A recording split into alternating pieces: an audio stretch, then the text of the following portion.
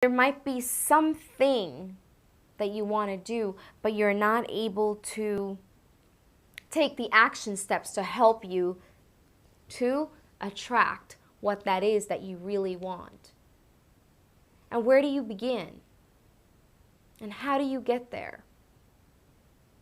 And that's what this series is going to be about, is to help you to have the things that I have today.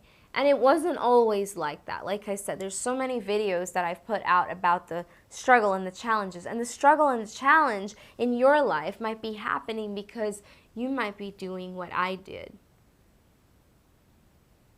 You might be somebody who, before I showed up, prim and proper and almost perfect on camera, I worked a lot. I got a lot of feedback. And that's a process of life. Soul mastery for the love of God. 5 steps to get anything you want and lasting peace of mind.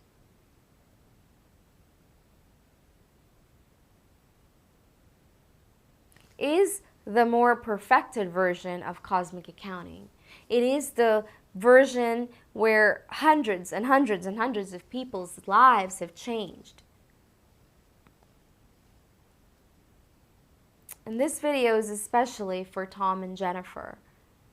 Sometimes our soul's calling, we don't know why we're doing it or for whom we're doing it. It's just something that is inside of us that is looking for expression. And I met a gentleman named Tom and his wife Jennifer at the Grand Canyon. And what seems trivial for me, yes, I'm Cosmic Accounting was a a bestseller, international bestseller, and I had this calling inside to, I live in Sedona, Arizona, to take a trip to the Grand Canyon, and I did. And when I got there, I'm not up in the mornings at like 4, 5, 6 o'clock in the morning for breakfast, and on vacation, usually I would sleep in. I had this calling that I need to be at the Grand Canyon for sunset. And so I trusted that intuition, and I went to the Grand Canyon and had breakfast there. This amazing 5-star restaurant called El Tovar. Service is amazing. The food is phenomenal for breakfast. And we ate and had a beautiful, amazing morning. And then I went for a walk, along the canyon, the edge. And that's what prompted me to put this video out. And as I went for this walk, there was a squirrel that was on the rocks, and it was kind of blending in, but I couldn't really see it. This gentleman there, his name was Tom. And Tom said, "Hey, do you see the squirrel, hanging at the edge of the canyon?" And I'm like, nearsighted. I don't want to be rude or anything, but I'm like, where? So I'm like squinting. He's like, "Oh, look right there. You can barely see it. It's gonna move." And so, so I thought, well, you know how our world is. If you, God forbid, we connect with another human being on a level of love and soul and spirit and a connection, I'm like, in my mind, I'm going, well, it's like Lucille Ball going to Desi Arnaz, Lucy, I have, or Desi, Lucy, I have some explaining to do. So the squirrel came back with, he's like, "Oh, there's a squirrel with this big apple in its mouth." And I'm like, I've never seen a squirrel with a big apple in its mouth. I mean, have you? Like, I've seen squirrel eat the sunflower seeds and nuts and little things, but like a big apple in its mouth. I mean, so in my world, I'm like, well, squirrel, Native American totem, it means literally save for the winter and conservative, conserve and don't go buying things I don't need. Squirrel medicine means, So I'm thinking, oh, that's the message. So I kept walking. And then he said to me, "Oh, look, there's more squirrels. And they're back at the edge of the canyon." I'm like, what the hell?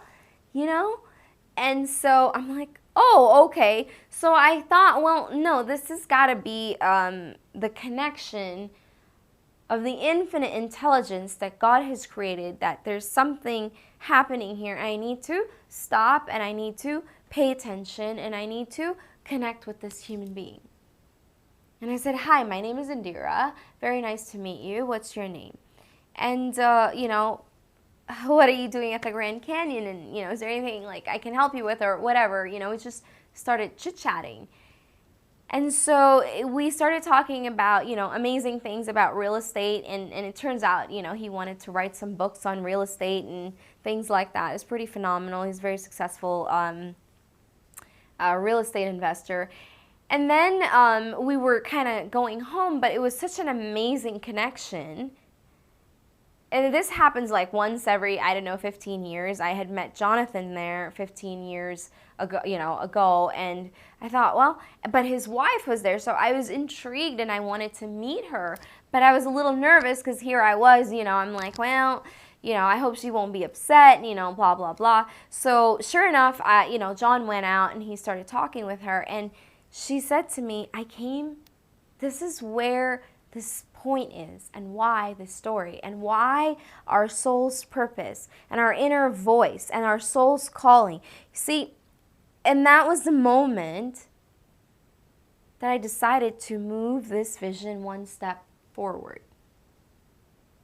Because it's not easy for any of us. I'm not going to sit here and tell you that it's easy to step out of my comfort zone, which is business, finance, accounting, money, a business consultant, a business coach, and step into spiritual work.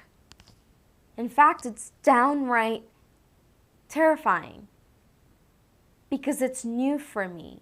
Yes, I wrote a book. Yes, I did that on the DL. Yes, I have had and been able to, on the weekends of my life for about 10 years, serve thousands of people just to help them get through all sorts of pain and problems in their lives, to feel peace and joy and balance and happy. And Jennifer said to me, and that's what this video is about, she said to me that I came to the Grand Canyon because of this man. She was praying to Dr. Wayne Dyer.